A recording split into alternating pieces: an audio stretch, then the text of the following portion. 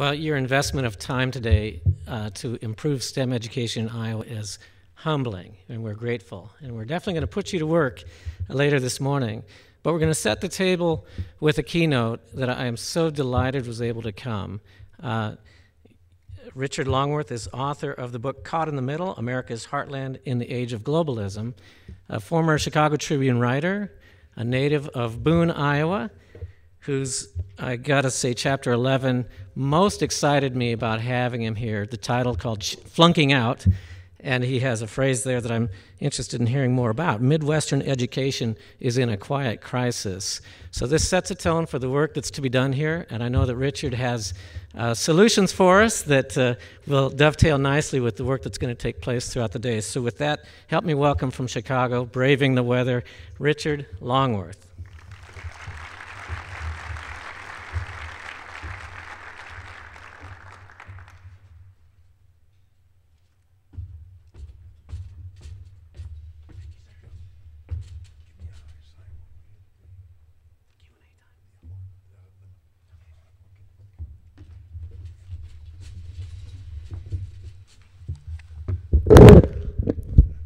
Good morning, Jeff. Thank you very much. Appreciate it.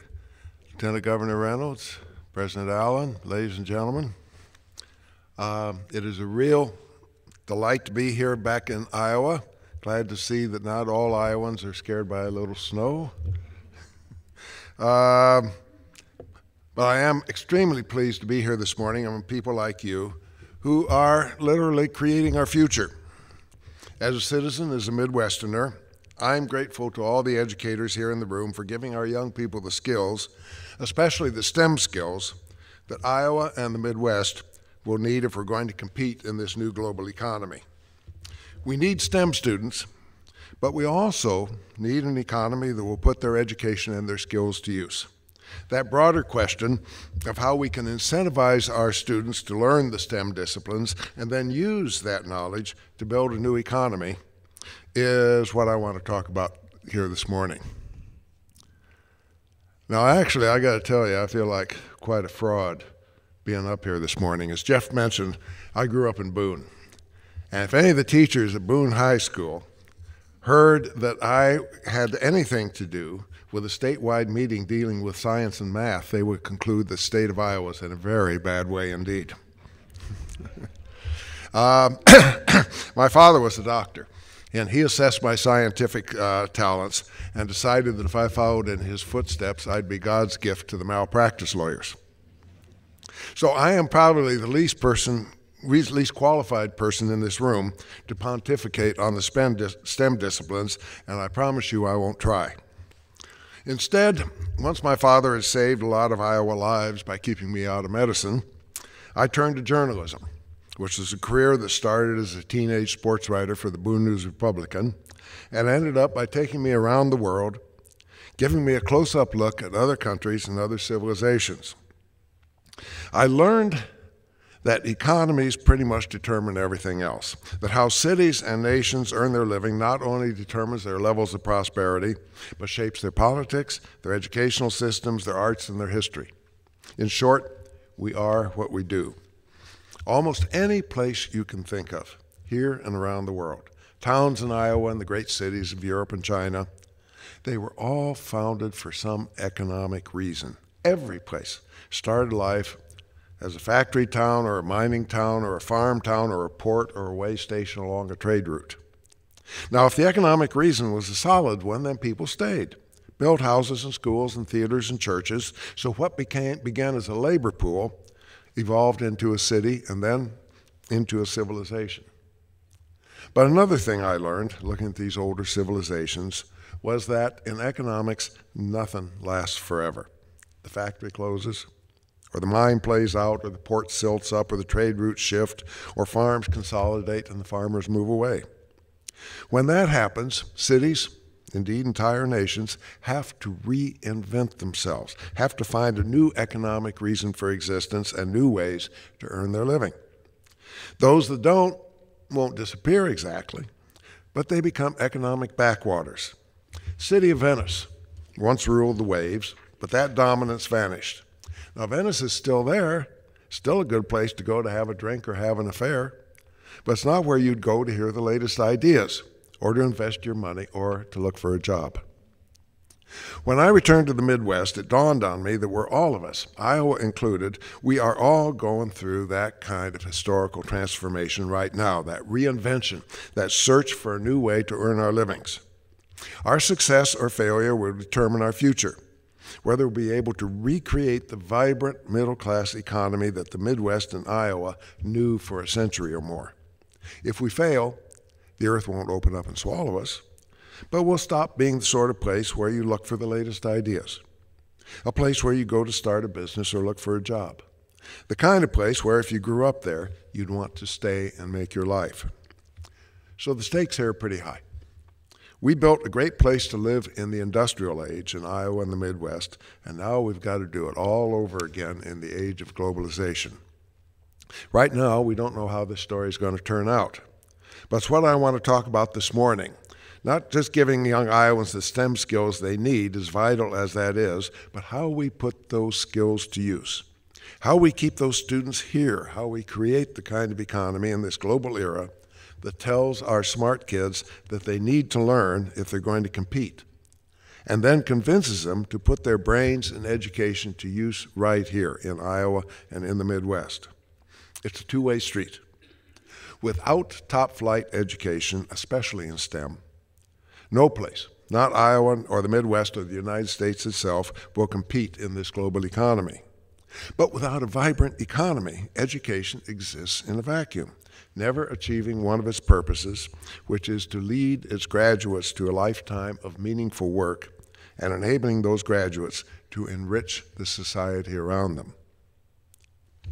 Let me sum up a bit of what I've seen and heard while putting some 80,000 miles on the speedometer traveling the Midwest, both researching my book and speaking about it since it came out. Basically, the Midwest, including Iowa, does two big things for a living, which are heavy industry and intensive agriculture, and globalization has come along and tossed both of those right up in the air. What we did for a living for a century or more has pretty much gone away. Some big cities, Des Moines is an example, so are Omaha and Minneapolis, had less of an industrial legacy to overcome and are doing well now. But even Chicago is only about halfway, excuse me, even Chicago is only about halfway towards making that transition from industrial city to global city. Many of our old industrial cities are wastelands, like Detroit or Cleveland, less than half as big as they once were, with the highest unemployment rate and highest dropout rates in the nation. These places may survive, but right now the odds are against them. The same is true of scores of smaller industrial towns scattered across the Midwest. For every town like Pella, say, with locally owned companies still hiring local people, there's an archipelago of once prosperous cities that have been hit hard, from Newton and Ottumwa and the Quad Cities, through Rockford and Janesville to Kokomo and Elkhart and on to Flint and Dayton. The industrial age needed these towns, but we don't know yet if there's a place for them in this new world. The same pattern is repeated many times over in our small towns, our mining and railroad and farm towns where mines have closed, or trains don't go through anymore, or where farms have consolidated to the point where there aren't enough farmers to keep stores going, or farm kids to keep schools going, or businesses to keep banks going. Many of these little places are literally dying. Most of you know places like this, probably live close to them. Now, as you know, this has been going on for some time. It's not all the fault of globalization.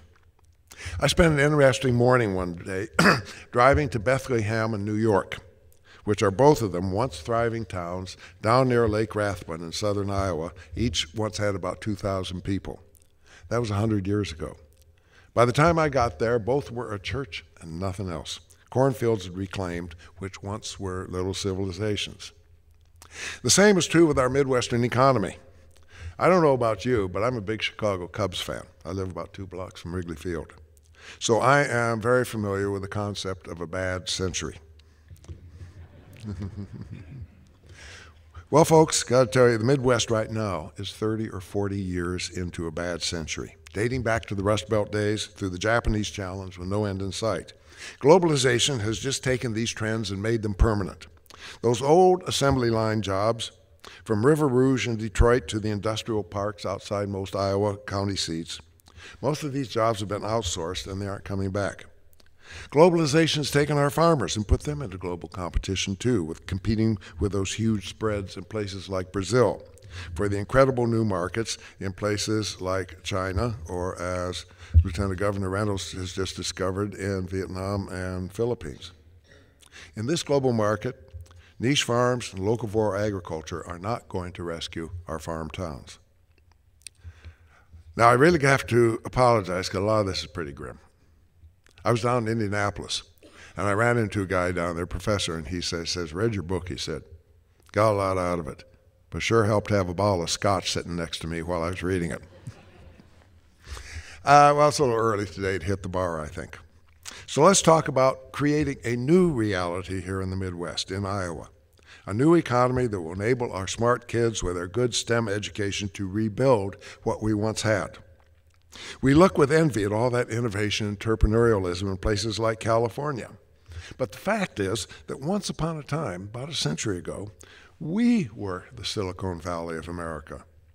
All those basement entrepreneurs, all those backyard tinkerers, all those Fords and John Deeres and Fred Maytags and Gary Vermeers, they were all Midwesterners, and what they created made us rich. The trouble is, somewhere along the way, we lost that knack of innovation. We got so comfortable with living off the old ideas that we forgot how to have new ideas and put them to use. We're not dumb. Innovation is in our genes. But how do we harness it and make it work as it worked for earlier generations of Midwesterners? I'd like to spend the rest of my time here suggesting some answers to those questions. Let's start with what I think you'll agree is true, that we've got a lot of smart kids getting a good education, many of them hoping to spend their lives and careers right here, but who too often have to flee to cities like Chicago to put that education to use. This is true of community college students, and it's true of college grads. You're giving your kids a great education which they put to use somewhere else. The most recent statistics I see on this come from a 2008 report by the Generation Iowa Commission. That report, quoting state and census figures, said that Iowa is in the top 5 states in the nation for importing college students from out of state and out of the country, which is a real tribute to your colleges and universities. But the same report said that Iowa is also in the top 4 states in its out-migration of college grads, students who leave the state after graduation, which isn't much of a tribute to your economy. I haven't seen more recent figures, but I'd be surprised if they're much different. The same report said that no less than 33% of all college-age Iowa kids were enrolled in 4-year higher education, but that only 12% of the jobs in the state required a college degree. In other words, you're educating kids for jobs that aren't here. Put it another way, your schools are really contributing to economic development, but in places like Chicago, not here. All of us in Chicago, thank you very much, but I don't think that's what you got in mind. If this is true for Iowa, it's true for almost all the Midwest. Every Midwestern state has a brain drain except Illinois and Minnesota, and the brain gain in those 2 states is totally accounted for by Chicago and the Twin Cities. The rest of Illinois and Minnesota are losing grads as fast as you are. Some of them, like Michigan, are bleeding even faster. So you've got a lot of company, a lot of other cities and states faced with the same problems, looking for some answers. Some answers are beginning to pop up, and I'd like to share them with you. I'd be surprised if many of you weren't thinking along the same lines. First, this business of chasing smokestacks, of trying to steal factories and companies from other states, that's a mug's game, as the British say. But it's what passes for economic development in most of the Midwest. No less than 80% of economic development budgets in the Midwest go for this kind of recruitment. It might work for a while, but any company that can be bribed to come to Iowa can be bribed by some other state to leave. The better way is to grow your own, what's called economic gardening. This is long, slow work. Politicians hate it because it doesn't provide many photo ops for ribbon cutting, but it's homegrown, so it's likely to stay. And it's new, so it's likely to grow. Unlike big old companies whose watchword these days is lean manufacturing, which is a fancy term for job cutting. But these new companies don't start on their own. They must be nurtured with money and advice and a helping hand. Most young innovators Community college kids say with a wild idea for business. They may know STEM, but they don't know much about starting a company. So they need hand-holding from bankers and lawyers and accountants who understand their needs, who need to give some pro bono help and may get a long-term client in return. So when we're stressing STEM education, when we're helping science and math and engineering departments, let's work with business schools and law schools too, to make sure they're turning out the graduates who understand this new economy and who aren't scared off by some kid, often tattooed and pierced in odd places, who wanders in with nothing but a wiggy idea that just might save the town. It's happened before. My mother's hometown of Woodbine out in Harrison County is a stable community, partly because a local guy invented a hydraulic lift for pickup trucks there 50 years ago, and he's turned it into a company that's still a civic cornerstone there. Some people are still thinking along these lines. As you may have read, Milwaukee is trying to leverage its many companies that deal in water solutions to become a center for freshwater research and industry. Now the law school at Marquette University in Milwaukee has established a major in water law to give these water companies the specialized help that they need. That strikes me as good thinking. At some schools, business schools are actively working with other departments to find people with ideas who need this kind of help. At the University of Chicago, the business school is actively scouting the engineering and medical schools for likely entrepreneurs that need some business help. The same cooperation is going on at the University of Rochester in New York and the Eastman School of Music there, between music students who might have some good ideas for digital operations and business students who can make them pay. But even with the most generous bankers, all this takes money. Venture capital and angel funds exist in profusion on our two coasts, which is one reason why so many of our smart students go there. The Midwest has some of the nation's best colleges and universities, but we have only 4% of the nation's pool of venture capital, which is pretty pitiful. We need more venture capital firms, that's for sure. But in the meantime, almost every old Midwestern city, almost every Midwestern small town for that matter, has a family or two who are seriously rich, who made their money back in the good old days. Soon enough, the old folks are going to die and they'll leave their money to their kids who moved to California or Chicago a long time ago, which means that this money simply leaves town. Why not identify those families now, persuade them to set up a foundation with part of their wealth, using the proceeds to provide venture capital for local young people with good ideas? Their kids would still get most of the money, but some of it would go to build a future for the town that helped create that wealth in the first place. In fact, philanthropy is a much overlooked economic tool, which is surprising. Many of our old industrial towns were founded by a 19th century entrepreneur whose family led the town for decades, providing not only jobs, but parks and schools and scholarships. This was civic as well as economic leadership. The Maytags in Newton come to mind. But remember, as I said, nothing lasts forever. When the families and the factories go, so does this leadership. But today, across the Midwest, a new generation of wealthy philanthropists is rebuilding their towns. Excuse me. You're probably familiar with the Kalamazoo Promise and what they've done there. Not far away in Michigan is Grand Rapids, which has been transformed into a center of medical research by the DeVos and the Van Andel families. The Danforths are doing the same thing for bioresearch in St. Louis. I was in St. Joseph, Missouri a couple weeks ago, and they're trying to leverage the money and leadership in their community foundation for economic development in northwest Iowa. There's more. Drive down the main street of too many Midwestern towns, and what do you see? You see a lot of empty storefronts, probably now off the tax rolls. Why can't the city government simply give these stores to the high school or community college as a place where students could set up businesses? Whether the business succeeds or fails is really very important. What's important is that these kids learn something about business, about entrepreneurialism, about job creation, about actually putting that STEM education to use. For that matter, I do wonder how many schools are actually talking with the businesses to see what they need from your graduates. I'm delighted to see businesses like Rockwell and Vermeer represented here today. But I've noticed that in many towns, business people and teachers almost never tell each other what they need. Businesses feel they've done all they need for education by paying taxes, And schools feel they've done all they need for the economy by handing out diplomas. But it's these businesses that are going to be hiring your grads. And if you don't supply useful grads, they won't get hired. Schools should be actively asking employers what they need, and employers should be telling them. I'm impressed with what your council is doing through the Scale Up initiative. It seems obvious that STEM is vital.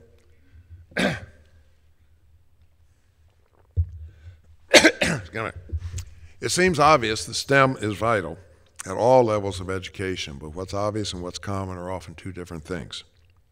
You've probably all seen that book, Hollowing Out the Middle, on how we're giving a great high school education to our young high flyers who will go away to college and probably won't come back, while shortchanging what they call the stayers, the average students on whom our town's futures do depend. The jobs that supported my generation of stayers just don't exist anymore. If our towns are to survive, it will depend on giving a first-class global-era education to our high school and community college students so they come out ready to create the industries and create the jobs of the future. Finally, I hope you're all thinking regionally.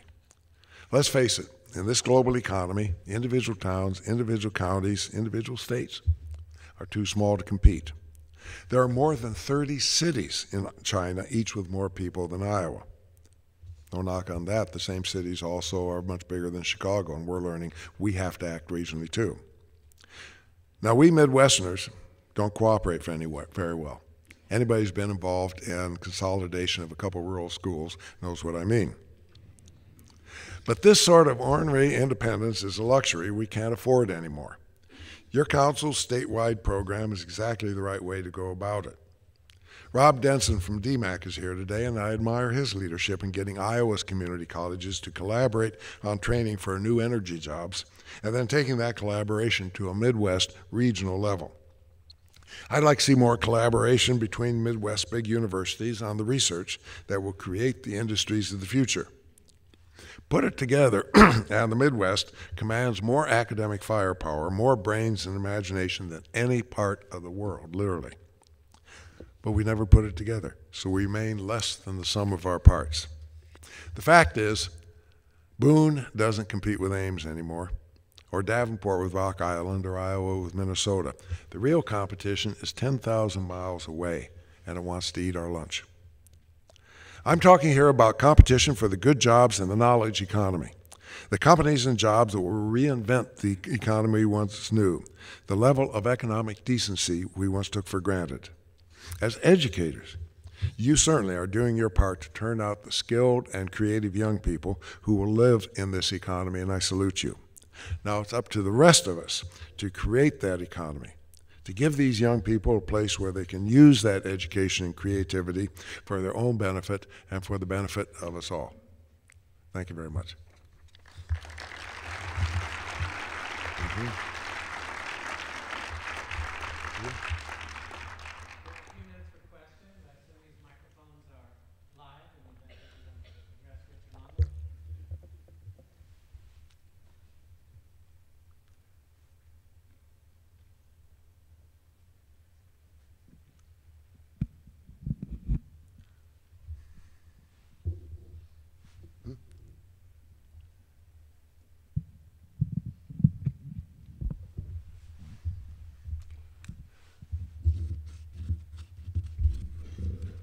Stunned into silence.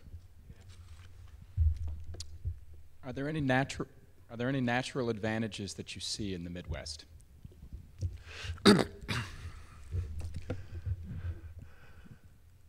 Now, I wouldn't wish thirst on anybody, even a Texan. But 20 years from now, if anybody's going to want to live or work and invest in a place with a reliable source, a reliable supply of fresh water, it's right here in the Midwest, and we ought to be getting used to it, be ready for it. There's an awful lot of industries that need fresh water to operate. There's others that use it for their everyday work. Some places, Milwaukee as an example, is using all that terrific asset of Lake Michigan for something more than tourism.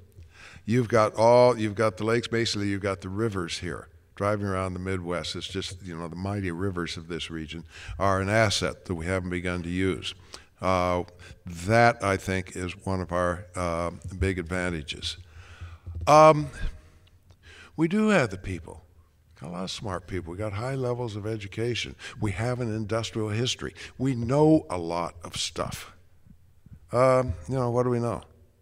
Well, we know plants and animals is what we do for a living. But all the industries, for some reason, are out there on the two coasts for reasons of venture capital and background that I mentioned. Let's take what we know, like bio, and turn that into the industries, build on that. To some degree, you have to say, you know, what we used to do. The old industries are gone forever. A lot of the heavy manufacturing, assembly type industries are gone, but we still know how to make things. We're good at that, and nanotechnology is the wave of the future. That's where we ought to be focusing.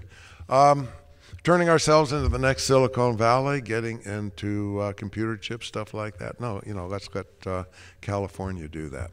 But once we do that, then we have to give them that sort of support I was talking about. You probably have all heard of Amgen, which I think is still the biggest bio company in the nation. Amgen was founded in Chicago. And I once interviewed the guy who founded it, the president. And I said, why'd you leave? And he says, nobody here understood what I was talking about. He said, I went in and talked with bankers and lawyers, all these people, accountants, folks whose help I needed. And they were really good at helping big, old industrial companies. But they didn't have any idea how to handle a high-tech startup, how to give me sort of help. He says, I went to California and everybody was talking my language, so I stayed. I think that's the sort of thing. We're getting better at this, but we have a longer way to go. Yes, I want to relate to something that you were talking about on the students that are being trained here and they're leaving the state. I come from a manufacturing environment, and I saw this exact thing type of happen in manufacturing, probably, it was about 20 years ago. Everybody was concerned with numbers. What is the per unit that you produced on a particular shift? And the company had to go through several changes of management because the guys that were getting promoted were the ones that had the high numbers, but you didn't need the product that they were producing. And after several major management changes, they went and got people in there that said, hey, if it isn't needed or we have too many in the warehouse now, we're going to just leave the machines idle and produce what is needed that we can sell. Why build up backlog in the warehouses if we don't need it? We need to produce what the market wants. And of course, this is a market-driven business and industry, but this occurred about 20 years ago, and it sounds like what you're saying now is what we need to be looking at from an educational standpoint. What is needed rather than, oh, we produce 10,000 graduates in this one degree field, but there isn't but 500 jobs in it. You know, and I'm seeing that a lot because I think there was a program, I think it was 60 Minutes, where they were talking about this particular one type of law degree. They kept pushing for this law degree, yet there was 5,000 people in the town that didn't have jobs that had the law degree, and they were working at McDonald's. I think you are probably talking about a wholesale revolution in education and education at all levels, and that is what we're going through. Our education system in the Midwest and in the country as a whole was pretty much set back in the 19th century, not too long after the Morrill Act and the land-grant colleges. We educated, gave a good high school type education to most students so they could go to work in the factories and the farms and the industries that existed at that time because that's all the education they needed. We gave a college education to the people who were going to run those industries. And that basically is still the system we have now, and we're trying to break away from that. How do we give a better, superior STEM education, some post-secondary education included, to the mass of students who are going to need those sort of skills in the new economy? And how are we going to educate, transform, reinvent business schools and law schools, things like that, that are geared for an old economy, to teach them how to manage in this new economy. There are a lot of people who are thinking about this. The increasing, what's been called, and I think President Allen will know what I'm talking about here, the privatization of public education, the decreasing state support for our big public universities, especially research universities, and how they're going to have to transform themselves. The breakdown, this old rigid thing, you have 12 years of high school education, then you have 4 years of college, then you have 2 years of graduate education, where people are looking, does every kid need 12 years? Is 10 years good enough for something? Can you do more cooperation between high schools and community colleges? Should the big research universities even have freshman and sophomore years? Are those jobs better done by smaller colleges? Should they just concentrate on research? There's a lot of thinking, a lot of turmoil going on here. And I think it gets back to what you're talking about. There's a turmoil in law schools. What you're talking about the law schools there is terrific unemployment. If you are a graduate of the law school, say at Harvard and Yale and the University of Chicago, you're probably in good shape. But if you're a graduate of one of the other law schools, you're going to have a very hard time finding a job in this new economy. We've got a lot of reinventing of education to go through.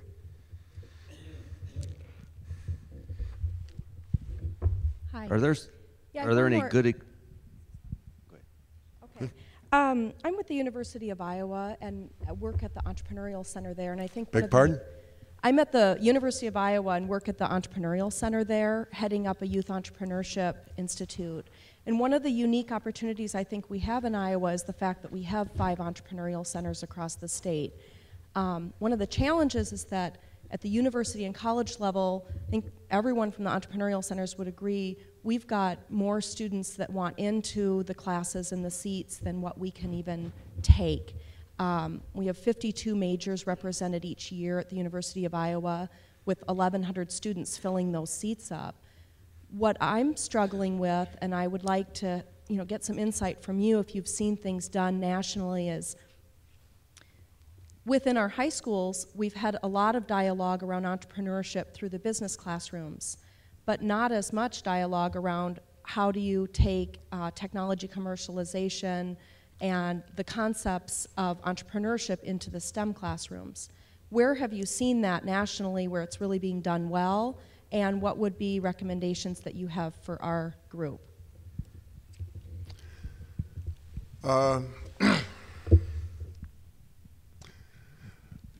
I think local industries can help a lot on this, and by and large they don't like to. The Germans are really good at this, as you've probably read, about working with students, about having apprenticeship systems, about training kids in how businesses work at all levels. They have strong programs in STEM, higher technology.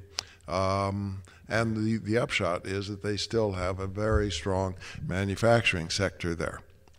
Occasionally you will get a town that specializes, is set up to do this. One place that comes to mind is Warsaw, Indiana, a small town in northern Indiana that is the orthopedics capital of the country.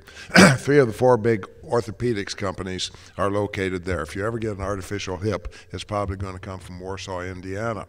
Now they work very closely, these 3 companies, work with the high school, and they work with Ivy Tech, the community college there, with students coming in and out, with internships, with apprenticeships, teaching kids how to do this sort of stuff. What they are dealing with there are you're implanting metal parts into people's bodies, so they have to be very finely tuned. This isn't the sort of stuff that's going to be outsourced. Those jobs are going to stay there. And so this whole town of Warsaw is built around this. Unfortunately, the old days when you graduated from high school and walked over to the plant across the street and filled out a piece of paper and had a job for life, that sort of thing is gone forever. There's a lot of people who are worrying about this entrepreneurialism thing. You have the Kauffman Center down in Kansas City that I hope you're working with. There are entrepreneurialism centers in most cities. We have something called the Renaissance High School in Chicago, set in an inner city neighborhood that takes in kids from the neighborhood and working with the Illinois Manufacturers Association, tries to give them the skills that they're going to need to go into industry. There's a lot of it going around. And if you're doing this, I think you probably should know more about than I do. This is one of my big complaints about what's going on in the Midwest, is that we all deal on this state-by-state basis. Our politics stops at the state line. Our thinking stops at the state line with the big state universities. We've got all this brain power, we've got all these wonderful universities, we have all these assets that we were talking about, but we just don't put it together. And once upon a time, when Iowa competed with Minnesota day by day as fiercely as they do on a Saturday afternoon, maybe we could get by with this, but we can't do this. I think really trying to work across borders on this. Jeff, I gather you've got a conference coming up later that's going to bring STEM operations from around the Midwest here to talk about this. That's terrific. That's wonderful. That's really what you ought to be doing.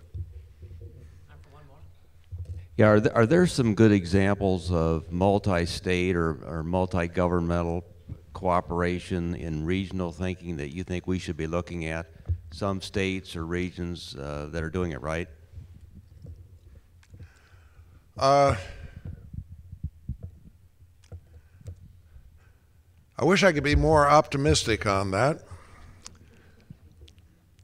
I think the federal system is probably with us to stay. I'd like to go back and work out some way that our states could cooperate more together. But this happens very rarely.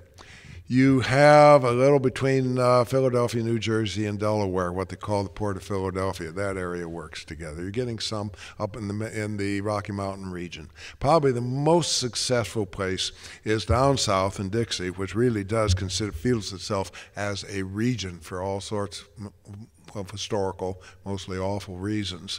But they've got this history that holds them together. And about 30 years ago, they set up something called the Southern Growth Policy Board, which I believe is headquartered in Raleigh-Durham. And this is an organization between 13 of the states there. And they work a lot trying to bring the state universities together. They try to, with some success, not total, to call a truce in this battle for stealing industries from one state to another. They seem to specialize more in stealing industries from us. They do a lot on environmental issues that cross state lines. They come up with a vision for the next 3 or 4 years that then they shop around the region with community meetings on what the South has to do to work together. And it's as successful as anything like that. Around the Midwest, no, we've had very little success with this. We are now in the process of Chicago of trying to bring together that what is almost a single solid city from Milwaukee down through Chicago and over northern Indiana all the way to Michigan City. You know, you take up in the satellite at night, you look down, it's one of these bands of light. It looks like one city. You get it on the ground, and we have all these little towns and jurisdictions that don't work together at all. We're trying, under the guidance of the Organization for Economic Cooperation and Development in Paris, to work together to create a regional unity here on things like water and on transportation and on worker development and on logistics, a lot of areas where we could cooperate. But the OECD, which has done this sort of regional, what they call territorial reviews around the world, say they have never anywhere seen the kind of political hostility to this idea of regional cooperation that they see here in the Midwest and in our region, and that almost entirely is from the state governments. So we are struggling against a history of rivalry, of almost hostility, to make this happen. But if we're going to succeed in this new world, it has to happen. Okay. Thank you so much for setting the table. Very much appreciated. All right, appreciating that unvarnished look at Iowa's challenge. Thank you, Richard.